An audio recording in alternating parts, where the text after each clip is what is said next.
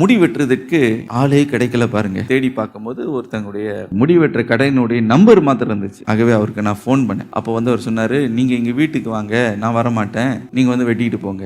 ஆகவே வீட்டு பின்னாடி போய் முடி வெட்டுறோம். அப்போ அவர் சொன்னாரு, எனக்கு வயதானது, எனக்கு கொஞ்சம் நாட்களுக்கு முன்பதான் ஹார்ட் அட்டாக் வந்தது அப்படின்னு எல்லாம் பேசிக்கொண்டே இருந்தார். பேசிக்கிட்டே இருக்கும்போது அவருடைய வாழ்க்கையில படுகிற பாடு துன்பத்தை எல்லாம் என் இடத்துல விவரித்து சொல்லும் பொழுது ஒரு காரியத்தை சொன்னாரு. அந்த காலத்துல என்னன்னு தப்பு பண்ணுங்க, அதுக்கு அனுபவித்து தான் ஆகணும். மனுஷன் தப்பு பண்ணா அதை அனுபவித்து தான் ஆகணும். அதுல இருந்து தப்பவே முடியாது. கண்ணை மூடுனா என்ன தண்டனெல்லாம் கடவுள் வைத்திருக்கிறாரோ தெரியலையே அப்படின்னு அவர் சொன்னார். ஏன்னா அந்த ஹார்ட் அட்டாக் வந்ததுல அவர் பயந்துட்டாரு. ஆகவே நான் சொன்னேன், பாவத்தை சுமந்து தான் ஆகணும்னு இல்லைங்க.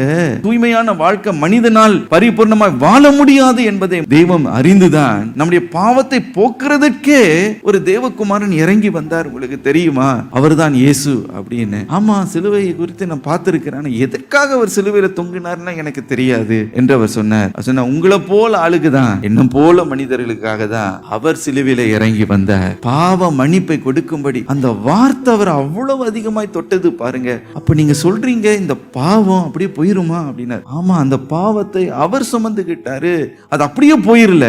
நீங்க அனுபவிக்க வேண்டிய அந்த தண்டனையை அவர் தண்டிக்கப்பட்டார், அதை அவர் சகித்து கொண்டார். இன்னைக்கு நீங்க விசுவாசிச்சு நீங்க அவரிடத்துல அறிக்கையிட்டு என்ன மன்னிச்சிருங்க, என்ன விட்டுடுங்க, நான் பட வேண்டிய தண்டனையை நீங்க ஏற்றுக்கொள்ளுங்க, என்ன விடுவீங்கன்னு கேட்பீர்கள் என்றால் இன்றைக்கு சிலுவையிலிருந்து வருகிற அந்த பாவ மன்னிப்பை நீங்க பெற்றுக்கொள்வீங்க என்று அவருக்கு சொல்லும் பொழுது அவ்வளவு சந்தோஷம் பாருங்க.